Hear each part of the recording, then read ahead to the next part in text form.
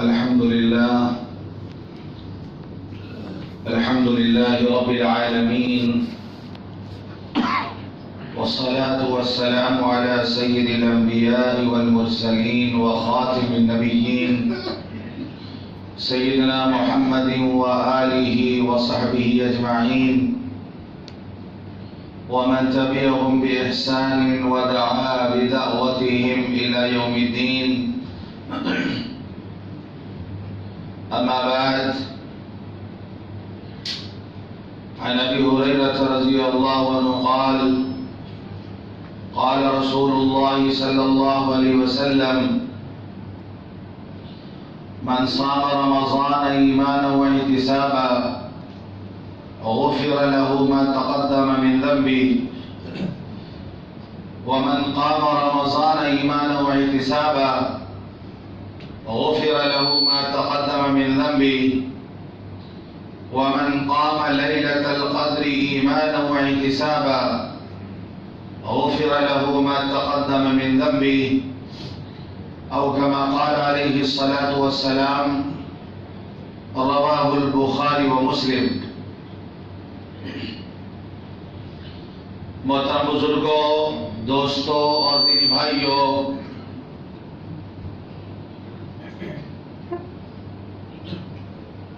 اللہ کا فضل اور احسان کہ اللہ تعالیٰ نے ہمیں اس بات کی توفیق عطا فرمائی کہ ہم نے رمضان المبارک کا روزہ رکھا، ہم نے تراویح پڑھی، تہجد کی نماز پڑھی، جتنا ہو سکا ہم نے قرآن کی تلاوت کی. یہ محض اللہ کا فضل ہے اور یہ اللہ کی توفیق سے ہوا. اگر اللہ توفیق نہ دے، سب کچھ ہونے کے باوجود اگر توفیق نہ ملے، اگر اللہ کی توفیق شامل حال نہ ہو، تو پتہ نہیں چلے گا کہ رمضان کب آیا اور کب چلا گیا، کہاں کا رمضان اور کہاں کا روزہ، کہاں کی تراویح اور کہاں کا تہجد، کہاں کی تلاوت اور کہاں کے ذکر و تسبیح. تو توفیق بہت بڑی چیز ہے. آپ کسی محلے میں اور اکثر جگہوں پر جہاں پر بھی جو مسلمانوں کا محلہ ہے، آپ کو بہت سے ایسے مسلمان ملیں گے جو رمضان آنے پر نہ تو انہوں نے روزہ رکھا، نہ انہوں نے تراویح پڑھی، نہ انہوں نے قرآن کی تلاوت کی، نہ اس مہینے کی انہوں نے قدر کی. اللہ انہیں توفیق دے آئندہ کرنے کی. لیکن آپ کو بہت سارے لوگ آپ کے محلے میں مل جائیں گے کہ رمضان آیا اور جانے والا بھی ہے، لیکن انہوں نے اس مہینے کی قدر نہیں کی. رمضان کب آ رہا کب جا رہا ان کو اس سے کوئی سروکار نہیں. تو یہ توفیق کی بات ہے کہ اللہ نے انہیں توفیق نہیں دی، ان کے اندر طلب نہیں ہوئی، ان کے اندر طلب پیدا نہیں ہوئی، توفیق سے وہ محروم رہے. تو توفیق کا مل جانا بہت بڑی نعمت ہے کہ سب کچھ مہیا ہے، سب کچھ موجود ہے، لیکن توفیق اللہ کی طرف سے نہیں مل رہی. اللہ سے دعا کرنا چاہیے توفیق کی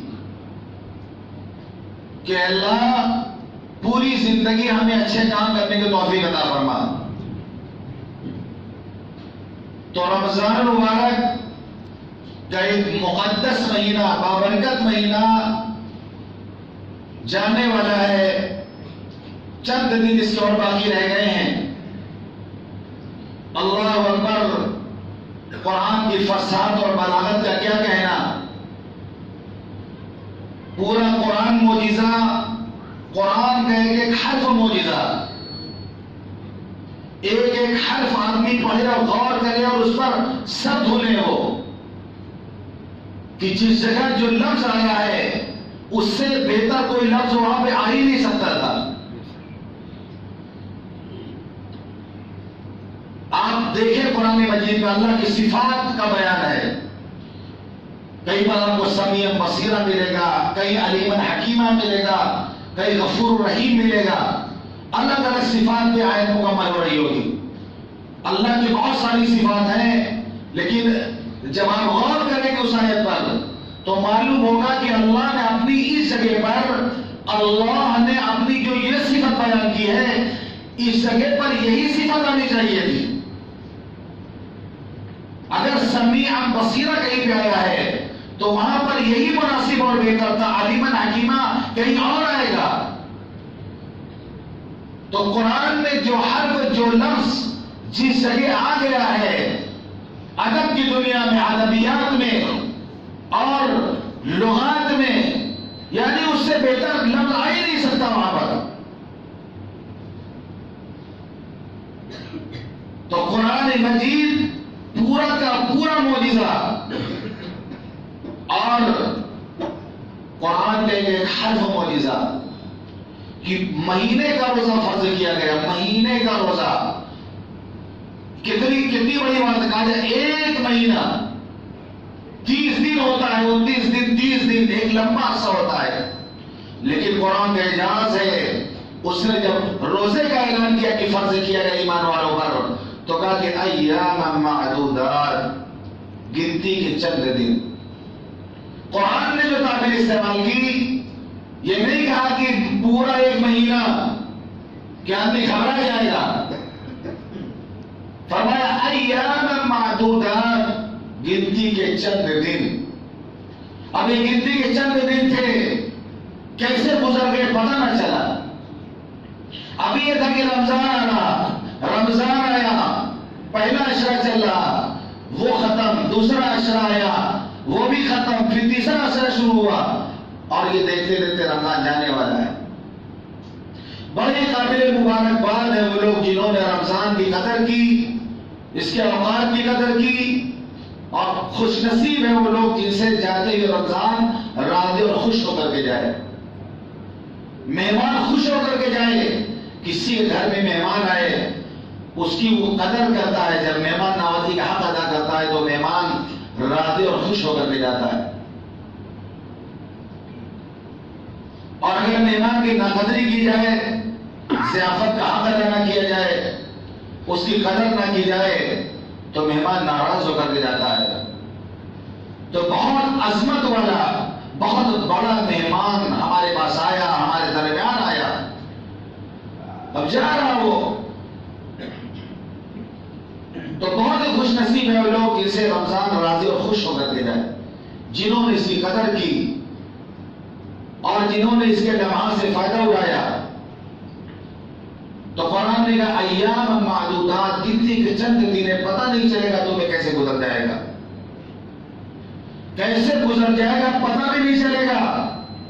اور ہر سال ایسا ہوتا ہے کہ رمضان آتا ہے اور چلا جاتا ہے، پتہ نہیں چلتا. یہ قرآن کی تعبیر ہے کہ قرآن نے کہا ایام معدودات، ایک گنتی کے چند دن. اب یہ گنتی کے چند دن ختم ہونے والے ہیں. یہ آخری جمعہ اس کا آ گیا. بہت سے لوگ اس جمعہ کو جمعۃ الوداع کہتے ہیں. بہت سے لوگ سمجھتے ہیں کہ اس جمعہ میں کوئی الگ سے نماز ہوتی ہوگی، کوئی الگ طریقے سے خطبہ ہوتا ہوگا. جس طریقے سے ہر جمعہ فرض ہے، یہ جمعہ بھی. جس طرح ہر جمعہ خطبہ ہے، اس جمعہ خطبہ بھی. اس میں کوئی الگ سے کوئی نئی چیز نہیں ہے، کوئی نئی چیز نہیں ہے. جیسے رمضان کے 3 جمعہ پہلے گزرے ہیں، یہ چوتھا جمعہ ہے. ہاں یہ کہہ سکتے ہیں اس سال رمضان کا یہ آخری جمعہ ہے. یعنی اب اس سال یہ بابرکت دن جمعہ خود بہت ہی دنوں کا سردار ہے. عید الفطر اور عید الاضحیٰ سے زیادہ جو ہے عظمت والا دن ہے یہ. کہ بہت سے لوگ جو جمعہ نماز پڑھتے ہیں، بہت سے لوگ سوچتے ہیں کہ جمعہ کے نہیں پڑھتے، عید کی کم سے کم پڑھ لینا چاہیے. عید خالی پڑھتے ہیں. تو نمازی کئی طرح کے ہوتے ہیں. ایک مرتبہ بہت پہلے میں نے بتایا نمازی کتنے طرح ہوتے ہیں؟ تین تین طرح. ٹھاٹھ والے، 8 والے، 360 والے اور کھاٹ والے، 4 طرح کے ہوتے ہیں. یہ جو پانچوں ٹائم نماز پڑھ رہا ٹھاٹ سے مست ہے، وہ اپنا دکھ درد 5 ٹائم آ کے اللہ کے سامنے بتا دے رہا، دعا مانگ لے رہا، ٹھاٹ کے ساتھ رہ رہا ہو. تو ٹھاٹ والے ہیں، بہت سے 8 والے ہیں. یہ جمعہ ہیں، خالی وہ جمعہ ہیں تو 8 والے ہیں. اور بعض ہوا جو 360 والے ہیں، وہ پورے سال نماز نہیں پڑھتے، عید کے دن جو ہے آ جاتے نماز پڑھنے کے لیے وہ. اور بعض تو وہ بھی ہیں جو کھاٹ والے ہیں کہ کبھی نماز ہی نہیں پڑھا، بس ان کی نماز جنازہ ہی پڑھی جاتی ہے، بس کبھی نماز نہیں پڑھتے، خالی ان کی نماز جنازہ ہی پڑھی جاتی ہے. تو بہت سے 360 والے بھی ہیں جو عید کی نماز پڑھتے ہیں. بتانا یہ ہے کہ عید کی نماز سے زیادہ ضروری 5 ٹائم کی نماز ہے. عید کی نماز، بقرعید کی نماز سے زیادہ ضروری 5 وقت کی نماز ہے. جمعے کی نماز زیادہ اہم ہے. تو یہ جو جمعہ ہے، اس کی یہ کہا جا سکتا ہے کہ اس سال کے رمضان کا یہ آخری جمعہ ہے. اب اس سال رمضان میں یہ جمعہ کا دن، یہ بادل کا دن نہیں آئے گا. اور بعض علماء کا، بعض بزرگوں کا کہنا یہ ہے کہ جب شب جمعہ ہو، شب جمعہ مطلب جسے کل گزر گئی، جو جمعرات کے بعد جو جمعہ ہے، وہ جو ہے جمعہ کی رات تھی. جمعہ کی رات اور رمضان کی طاق رات اگر اکٹھا ہو جائے تو ہو سکتا ہے کوئی شب قدر ہو. جمعہ کی رات اور طاق رات، جسے کل طاق رات بھی تھی اور شب جمعہ بھی تھی، امید یہ ہے کہ ہو سکتا ہے وہ شب قدر ہو. کوئی ضروری نہیں ہے، بعض بزرگوں قول میں نقل کر رہا ہوں. اگر شب قدر نہ بھی ہو تب بھی طاق رات بھی ہے اور جمعے کی رات بھی ہے. ایسے بھی شب بیداری اس میں آدمی کرے، اس میں عبادت کرے. یہ شب بیداری جو ہوتی ہے، یہ آہ سحرگاہی جو ہوتی ہے، ابھی صبح کے وقت، تہجد کے وقت اٹھ کے اللہ سے مانگنا، اٹھ کے اللہ کے سامنے رونا، اٹھ کے اللہ کے سامنے گڑ گڑانا، یہ بہت بڑی نعمت ہے. رمضان میں تو آسانی ہو جاتی ہے، سارے کر سکتا ہے کیونکہ سحری کھانے کے لیے اٹھتا ہے. تو جو ہو سکے 2 رکعت، 4 رکعت، 8 رکعت سنت ہے، تہجد کی نماز پڑھ لے وہ. اور سال کے دنوں میں خواص ہی پڑھ پاتے ہیں، عام لوگ نہیں پڑھ پاتے ہیں. لیکن کوئی بھی خاص جو بنا ہے وہ تہجد کی وجہ سے خاص بنا ہے. آپ غور کریں گے تو ان کی تہجد کی نماز نہیں قضا ہوتی. عطار ہو، رومی ہو، رازی ہو، غزالی ہو. اقبال نے کہا کہ عطار ہو، رومی ہو، رازی ہو، غزالی ہو، کئی لوگوں کا نام لیا انہوں نے. کچھ ہاتھ نہیں آتا بھی آئے سحرگاہی. آئے سحرگاہی کہتے ہیں سحری کے وقت آہ کرنا، اللہ کے سامنے رونا، آہ سحرگاہی. کچھ ہاتھ نہیں آتا بھی آئے سحرگاہی. اور اپنے بارے میں اقبال نے کہا لندن پڑھنے گئے تھے وہ، لندن، اور وہاں جہاں بہت پڑتا ہے لندن میں، وہاں کی ٹھنڈ بہت مشہور ہے، وہاں بہت کاڑے میں جانا پڑتا ہے. تو اقبال نے اپنے بارے میں کہا زمستانی ہوا میں گرج تھی شمشیر کی تیزی. زمستانی ہوا یعنی جاڑے کی ہوا، کہ آپ نکل رہے ہو، جاڑے کی جو ہوا چلتی ہے تو بدن میں گھستی ہے، سرسراتے ہوئے لگتا اندر گھس جائے گی. تو زمستانی ہوا میں گرج تھی شمشیر کی تیزی، یعنی ایسا لگتا تلوار سے کاٹا جا رہا ہو، تلوار ماری جا رہی، جو ہوا کا جھونکا آتا تھا جو لگتا تھا بدن میں. زمستانی ہوا میں گرج تھی شمشیر کی تیزی، نہ چھوٹے مجھ سے لندن میں بھی آداب سحرگاہی. یعنی میں لندن میں تھا تب بھی آئے سحرگاہی میں نے وہاں نہیں چھوڑا. ایسے اقبال نہیں بن گئے تھے. تو بہت بڑا دخل ہے، بڑے جو بڑے بن گئے ہیں آہ سحرگاہی کہ بہت بڑا دخل ہے. کہ حضرت جنید بغدادی رحمۃ اللہ علیہ کا جب انتقال ہوا تو کسی نے کہا اللہ نے کیا معاملہ کیا؟ فرمایا العبارات وغابت تلك الاشارات، بڑی بڑی علمی باتیں، بڑی لمبی لمبی تقریریں، بڑے علمی نکات، بڑی لمبی لمبی دین کی جو ہے دین کے دعوے، کوئی یہاں کچھ کام نہیں آیا، کچھ کام نہیں ہے یہاں پر۔ اگر یہاں پہ کچھ کام آیا ہے تو وہ چند رکعات جو ہم تہجد میں اٹھ کے پڑھ لیا کرتے تھے،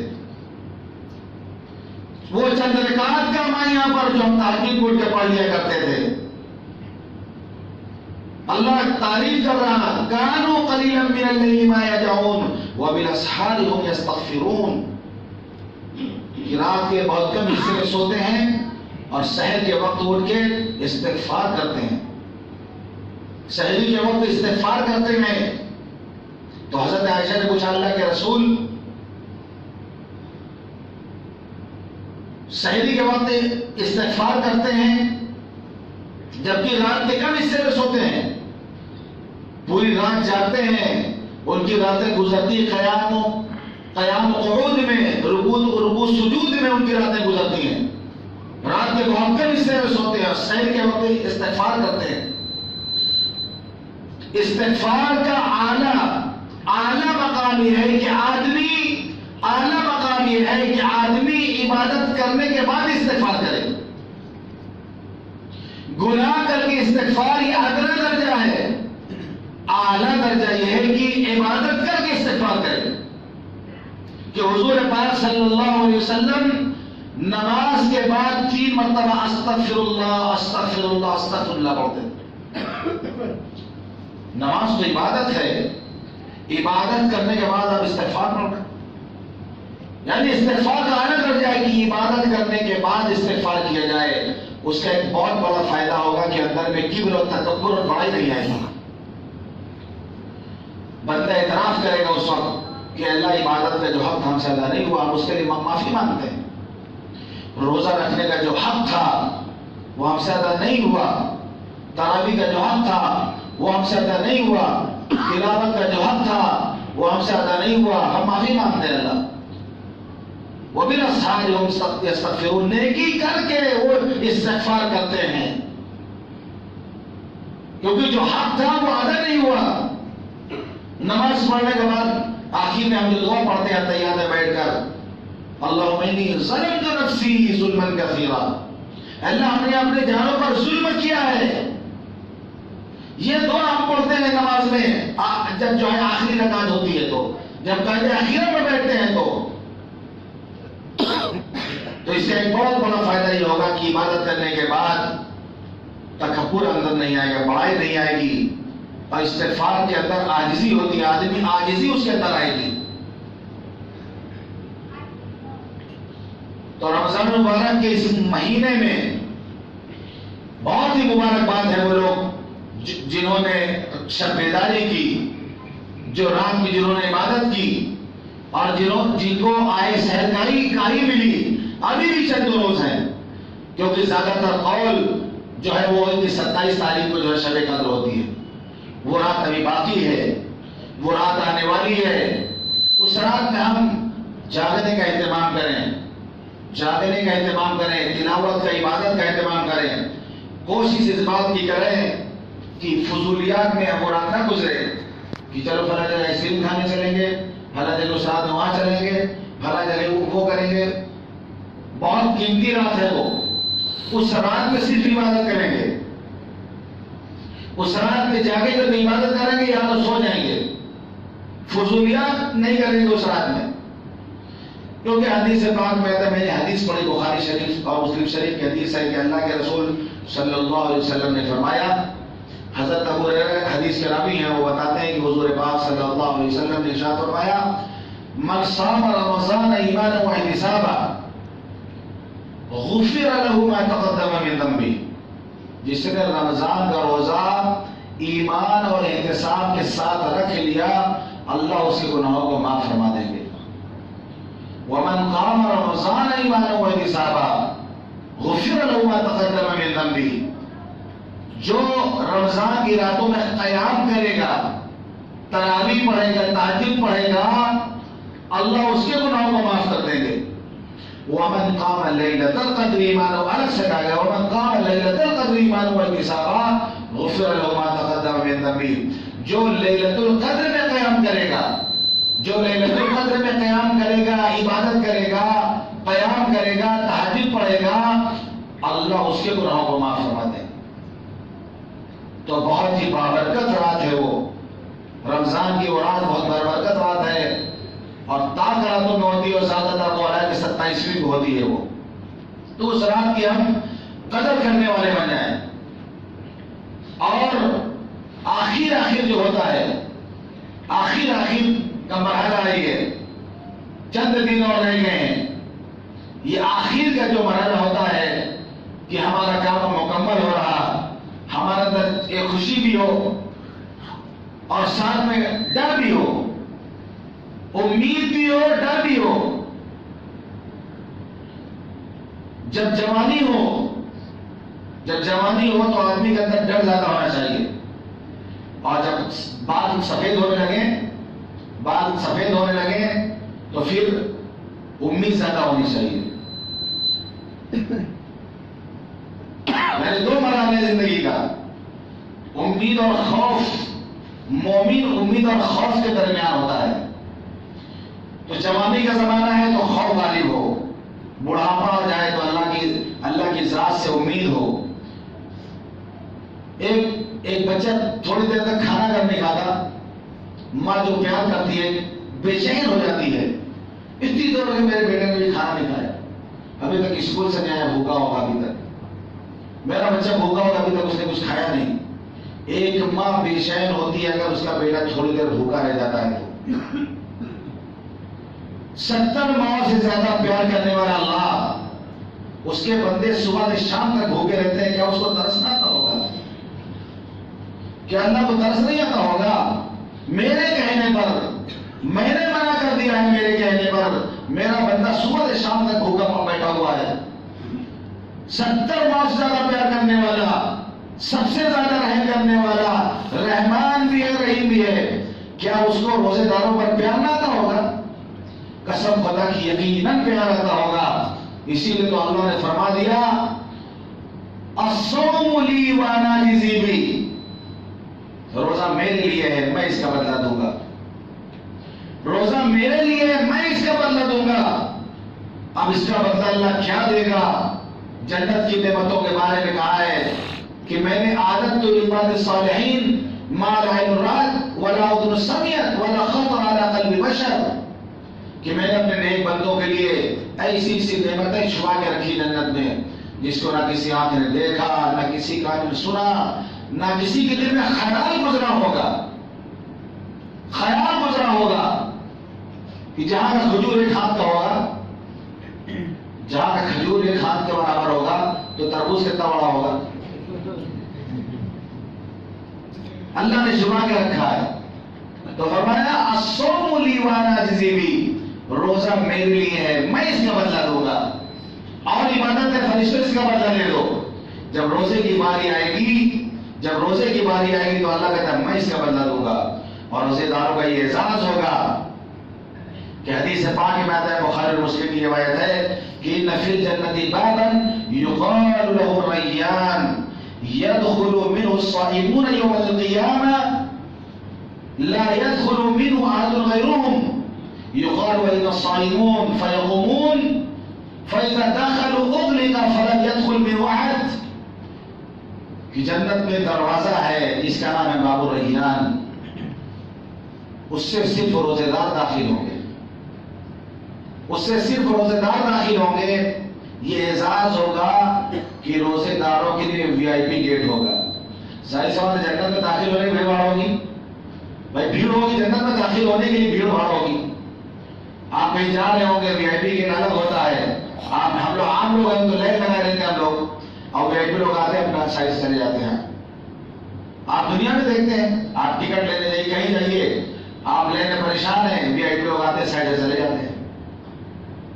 اس سے بڑی مثال ہے ہم کو ریاض الجنہ میں، عام آدمی ریاض الجنہ میں نماز پڑھنے کے لیے بھیڑ لگا، دھکا دھکی ہو رہا، وی آئی پی لوگ آتے ہیں سائڈ سے، پولیس والوں نے بیٹھ کے نماز پڑھتے چلے جاتے ہیں۔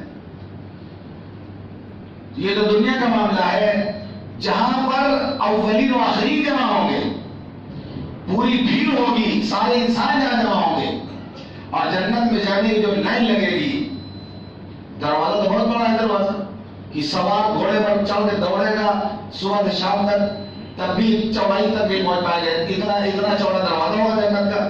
اور بھی ایک ایک نہیں، آٹھ گیٹ ہیں، 8 دروازے ہیں، جہنم میں 7، جنت کے 8، سمانیہ ہوا 8 دروازے ہیں، جہنم میں 7، یہ بتانے کے لیے کہ اللہ کی رحمت اس کے عذاب پر حاوی ہے.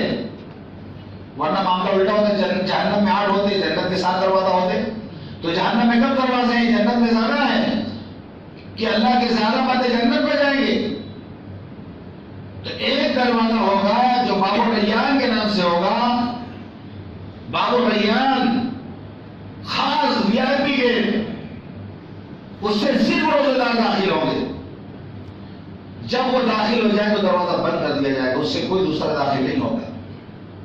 اور دروازے ہوں گے، الگ الگ دروازے ہوں گے، باب التوبہ ہوگا، باب التہجد ہوگا. لیکن روزے داروں کا ایک وی آئی پی گیٹ ہوگا. اس کی تاثیر یہ ہوگی کہ جب روزے دار اس میں داخل ہوں گے تو اس دروازے کی خصوصیت یہ ہوگی کہ وہ پورا سیراب کر دے گا، پوری پیاس ختم کر دے گا وہ. کیونکہ روزے میں جو سب سے زیادہ محسوس ہوتی ہے پیاس، روزے دار کو پیاس کی شدت سب سے زیادہ محسوس ہوتی ہے. اس دروازے کی خصوصیت یہ ہے کہ وہ پورا سیراب کر دے گا، وہ یعنی مست ہو جائے گا، سیراب ہو کر کے جنت میں داخل ہوگا. تو یہ وی آئی پی دروازہ ہے.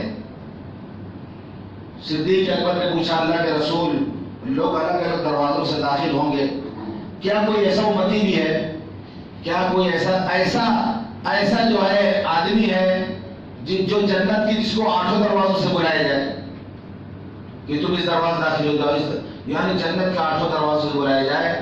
تو اللہ کے رسول حضرت صدیق اکبر نے فرمایا کہ صدیق اکبر وہ تم ہوگے کہ جنت کے 8 دروازوں سے تم کو بلایا جائے گا.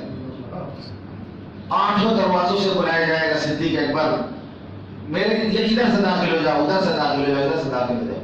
یہ مقام صدیق اکبر کا ہے کہ جنت کے 8 دروازوں سے ان کو آواز لگائی جائے گی.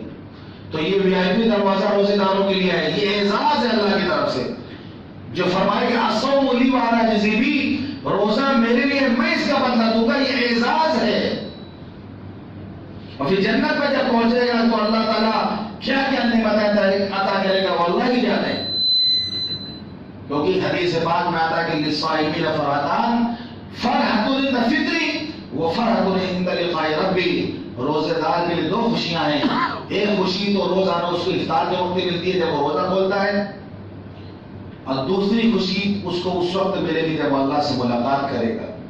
تو اللہ اس کو اتنا انعام سے نوازیں گے کہ اس کی خوشی کا ٹھکانہ نہیں ہوگا، اس کو اس دن خوشی ملے گی. تو یاد رمضان کا آخری جمعہ ہے اور یہ چند دن بعد یہ رمضان گزر جائے گا. پھر کہاں وہ سحری کی لذت، کہاں وہ افطاری کا مزہ، پھر کہاں وہ تراویح کی تلاوت، پھر کہاں ایک مسجدوں میں اتنی بھیڑ کہ لڑائی اور جھگڑا بھی ہو جائے، اتنی بھیڑ کہ مارا پیٹا بھی ہو جائے. پھر تو سارا سناٹا رہتا ہے. یہ در و دیوار بھی انتظار کریں گے، پھر مسجد کے در و دیوار بھی سوچیں گے کہ وہ نمازی کہاں گئے. دیکھیے ہم نے ارادہ کیا، پوری امت نے ارادہ کیا کہ رمضان میں عبادت کرنا ہے. اللہ نے بہت آسان کر دیا. پورا مہینہ ہم نے عبادت کیا، نماز کی پابندی کی کوئی پریشانی نہیں آئی. اسی طریقے سے اگر آدمی ارادہ کر لے تو پورے سال اللہ آسان کر دے گا، پوری زندگی کے لیے اللہ آسان کر دے گا. لیکن پہلے آدمی خود نیت کرے اور حوصلہ رکھے. امت نے تو ابھی فیصلہ ہی نہیں کیا، اندر سے یہ ہے کہ رمضان گزرے گا تو ہمیں بھاگ جانا ہے بس، پھر ہم سے نہیں ہو پائے گا. یعنی ہم نے نیت ہی نہیں کیا ہے. ابھی جمعے کے لیے تو امت نے کیا، جمعہ آسان کر دیا اللہ نے. ہر امتی جو ہے تقریباً جمعے کی نماز ہوتا ہے، لیکن 5 وقت کی ارادہ نہیں کیا تو 5 وقت نہیں پڑھ پا رہا ہو. تو رمضان میں جس طرح نماز فرض تھی، اسی طرح پورے سال نماز فرض ہے، پوری زندگی کے لیے نماز فرض ہے. یہ سوچنا چاہیے کہ رمضان میں ہمیں نماز کی پابندی کی عادت ڈالنے کے لیے اب انشاءاللہ نماز رمضان کے بعد بھی ہم اسی طرح نماز پڑھتے رہیں گے. ہم اسی طرح مسجدوں میں آئیں گے، اسی طرح مسجدوں میں آباد رکھیں گے. مسجد کی آبادی میں ہماری آبادی ہے، مسجد کی اور ویرانی میں ہماری بربادی ہے۔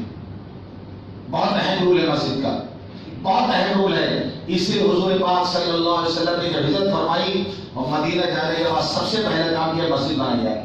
اپنا گھر بھی نہیں بنایا تھا، حجرات نہیں بنائے تھے، سب سے پہلے مسجد کی بنیاد رکھی، کیونکہ یہ مرکز ہے، اجتماعیت کا مرکز ہے۔ یہی بنا کہ سارے مسلمان جڑتے ہیں، اکٹھا ہوتے ہیں، ایک دوسرے کے بارے میں پتہ چلتا ہے، حالات معلوم ہوتے ہیں۔ تو مسجد کا بہت اہم رول ہے، جس کو آج ہم لوگوں نے چھوڑ دیا، جس سے آج ہم دور ہو گئے۔ تو نماز رمضان کے بعد بھی فرض رہے گی، رمضان چلا جائے گا، یہ جمعہ چلا جائے گا، لیکن نماز باقی رہے گی۔ رمضان ایک مہینے کے لیے فرض ہوتا ہے، پھر سال میں ایک مہینے کے لیے آئے گا، پھر پتہ نہیں رمضان سے ملاقات کر پائیں گے کہ نہیں کر پائیں گے، پتہ نہیں ہم رمضان کو الوداع کہہ رہے ہیں کہ رمضان ہمیں الوداع کہہ رہا۔ بہت سے اللہ کے بندے جو پچھلے سال کے اس سال نہیں ہیں، اور اللہ ہی بہتر جانے ہم میں سے آگے آنے والے رمضان میں کون استقبال کرے گا اور کون قبر میں پڑا ہوا ہوگا۔ تو رمضان ایک مہینے کے لیے آتا ہے، لیکن نماز پوری زندگی کے لیے فرض ہے، پوری زندگی کے نماز فرض ہے۔ تو نماز کے بارے میں آتا ہے کہ نماز اس طرح پڑھو گویا تم زندگی کی آخری نماز پڑھ رہے ہو۔ اذا كنت في صلاة فصل صلاة مودعين، جب تم نماز کے لیے کھڑے ہو تو ایسی نماز پڑھو گویا زندگی کی آخری نماز پڑھنے جا رہے ہو۔ اگر یہ تصور ہوگا تو آدمی کتنے اچھے سے نماز پڑھے گا، کتنے اچھے سے نماز پڑھے گا۔ پتہ نہیں جمعہ پڑھ کے جائیں، اثر تک ہمارا انتقال ہو جائے، اثر پڑھ پائیں کہ نہ پڑھ پائیں۔ ایسی جو ہم روزہ رکھیں تو اسی طرح رکھیں کہ ہو سکتا ہے کہ ہماری زندگی کا آخری روزہ ہو۔ یہ جو لمحات ملے ہیں پھر وہ ناقدری نہیں کرے گا، جب یہ احساس اس کے اندر آ جائے گا۔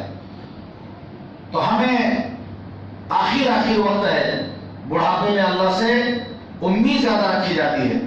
تو اب آخری وقت آ گیا ہے، مہینہ پورا ہونے والا ہے، تو اب امید ہونی چاہیے کہ نہیں، ہم نے جو محنت کی ہے اللہ ہماری محنت کو ضائع نہیں کرے گا، اللہ ہماری کوشش قبول فرمائے گا۔